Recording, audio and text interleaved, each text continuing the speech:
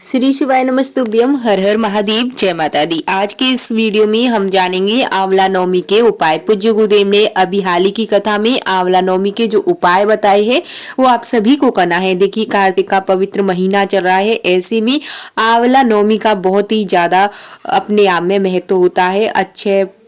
अच्छे फल देने वाली आंवला नवमी कही जाती है। तो इस बार जो आंवला नवमी है वो रविवार को पड़ रही है। तो ऐसे में बहुत सारे लोगों को मन में ये प्रश्न आ रहा है कि रविवार के दिन आंवले में जल समर्पित करें या नहीं करें, क्योंकि रविवार के दिन आंवले वृक्ष की पूजा नहीं की जाती है। तो ऐसे में जो हमारे शास्त्र विधान है वो आप सभी को आज के इस वीडियो में हम आपको बताएंगे और पूज्य गुरुदेव द्वारा बताए गए उस विशेष उपाय के भी बारे में बताएंगे जो आपकी मनोकामना को तो पूर्ण करेगा, साथ ही जो धन संपदा की, जो आपके घर में गरीबी आ रही है, आपके घर में रुपए पैसे की समस्या को लेकर ज्यादा परेशानी चलती है, तो उनको भी दूर करेगा। तो आज के इस खास वीडियो में ध्यान से आपको देखना है और वीडियो अंत तक जरूर देखिएगा, पूरी विधि बताऊंगी।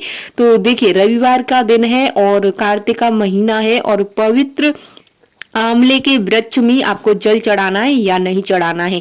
देखिए, अच्छे फलों को देने वाली नवमी तिथि है। तो ऐसे में आप सभी को जो है रविवार के दिन आंवले के वृक्ष में जल समर्पित करना है, पूजा करनी है। और जितने भी भक्त जनों के ये प्रश्न रहते हैं कि आंवले वृक्ष की पूजा करें या नहीं करें, तो जरूर से करिएगा और बिल्कुल नहीं छोड़ना है, क्योंकि साल भर में आपको ये जो अच्छे नवमी होती है यानी आंवला नवमी होती है, ये कार्तिक के महीने में साल भर बाद आपको देखने को मिलती है। तो बिल्कुल इस बात का मन में ख्याल ना लेकर आए कि रविवार का दिन है तो क्या करें क्या नहीं करें। तो जरूर से आप सभी को करनी है और इस दिन आंवले के वृक्ष की पूजा की जाती है, जो कि आपके भाग्य की रेखाओं को बदल देता है। और इस दिन आप अपने घर में आंवले का जल होते हैं वो जरूर से आपको लेकर आने हैं। अगर घर के पास में आंवले का वृक्ष है तो पूजा जरूर से करिएगा, अगर नहीं है तो नर्सरी से गमला मंगा करके यानी कि एक वृक्ष मंगा करके आप अपने घर में आंवले का पूजन कीजिए। और जो आंवले का दीपदान इस दिन किया जाता है, तो आंवले का दीपदान आपको अपने पूजा घर में कर लेना है। आपके जितने भी देवी देवता हैं उनके पास में आंवले का दीपदान जरूर से कीजिएगा। आप चाहे तो जैसे कि आंवले को लेकर के और उसके ऊपर से आपको थोड़ा सा छिलका उठा करके उसी में रुई की बाती लगा करके आपको दीपक जला देना है। और अपने जो जैसे कि भोलेनाथ का मंदिर है, भगवान श्री हरि का मंदिर है, आपके घर का मंदिर है, आपके पूर्वजों का स्थान है, वहां पर आंवले दीप का दान आप कर सकते हैं। जो आपकी सामर्थ्य हो, जो श्रद्धा हो वैसे कर सकते हैं। नहीं कर पाए तो घर के ही जो पूजा घर है, जहाँ पूजा मंदिर है, वहां पर आंवले वृक्ष की जो है आप दीपक जला करके आंवले का वो आप रख सकते हैं। और साथ ही आंवले वृक्ष की पूजा इस दिन जरूर से करिएगा, क्योंकि आंवले के वृक्ष में भगवान नारायण का वास होता है। और हाँ, कई सारी बहनें और माताएं क्या करती हैं कि आंवले के वृक्ष की टहनी तोड़कर लेकर आती हैं, तो आपको ऐसी गलती नहीं करनी है। टहनी तोड़कर घर में नहीं लानी है, क्योंकि जो टहनी अगर आप तोड़ करके लेकर आते हैं तो ऐसा माना जाता है कि भगवान विष्णु के सिर कटने का पाप आपको लगता है। तो ऐसे में गुरुजी ने एक विशेष उपाय ये बताया कि आंवला नवमी के दिन आप सभी को करना क्या है कि जो भी माताएं बहनें आंवले वृक्ष के पास में जाए तो वहां श्री सूक्त का पाठ जरूर से श्रवण करें, नहीं तो ऑनलाइन फोन के माध्यम से भी आप श्रवण कर सकते हैं। और दूसरा, आपको वहां पर घी का दीपक जलाना है, श्री सूक्त का पाठ करना है।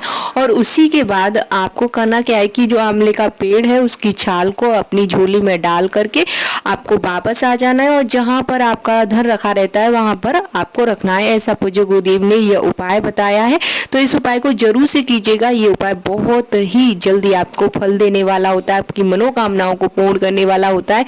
तो इस दिन जरूर से आपको ये उपाय करना है। और आंवला नवमी के दिन हो सके तो स्नान वाले पानी में जो यानी कि गंगा जल डाल करके उसमें थोड़ा सा आंवला डाल करके स्नान करें। और आंवले का या तो अचार, मुरब्बा, चटनी इस दिन जरूर से बनाएं और पूरे घर के सभी जितने भी सदस्य हैं उन सभी को खिलाएं। आंवला खाने से इस दिन भगवान विष्णु की अति कृपा होती है।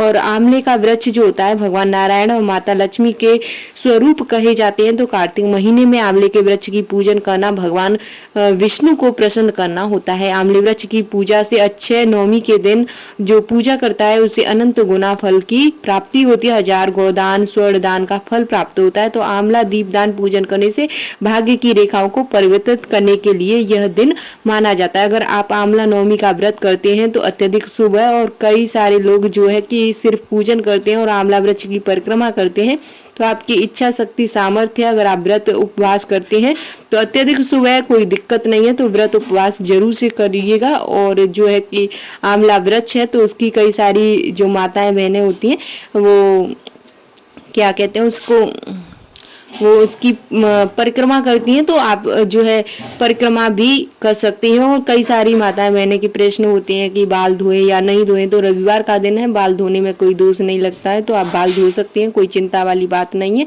और हाँ, याद रहे कि जो भी शैम्पू आप इस्तेमाल करते हैं केमिकल युक्त ना हो। और इस दिन खीर का उपाय किया जाता है, जो ध्यान से सुनिएगा। सबसे पहले आपको मैं खीर का उपाय बताती हूँ। जो शास्त्रों में कहा जाता है कि आंवला नवमी के दिन हमें आंवले वृक्ष का पूजन करके ब्राह्मण देवता को आंवले के वृक्ष के नीचे जो है भोजन कराना चाहिए।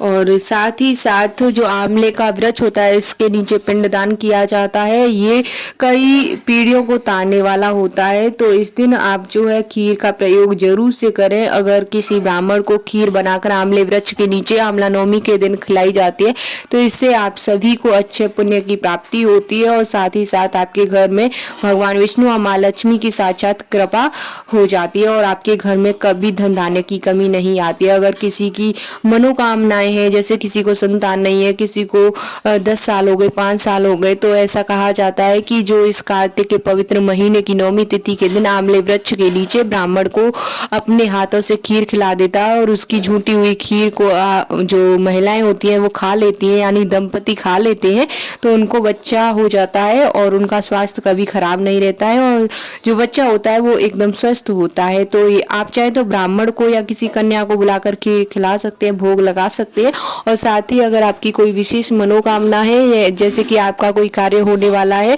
और वो होता ही नहीं है, तो आप चाहते हैं कि आपका वो कार्य होना ही चाहिए, तो आपको आंवला नवमी के दिन आंवले के वृक्ष के पास जा करके घी का दीप जला करके आपको आंवले वृक्ष की जो टहनी होती है वहां पर आपको एक लाल धागा बांध देना चाहिए, जो टहनी है उससे।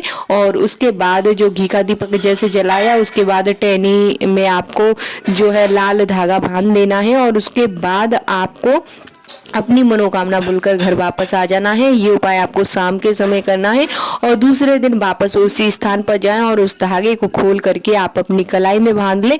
जो भी व्यक्ति इस उपाय को करता है उस व्यक्ति के जीवन में कभी किसी चीज की रुकावटें नहीं आती, उसे हर कार्य में सफलता प्राप्त होती है। तो इस तरह से आंवला नवमी के दिन आप विशेष उपाय कर सकते हैं।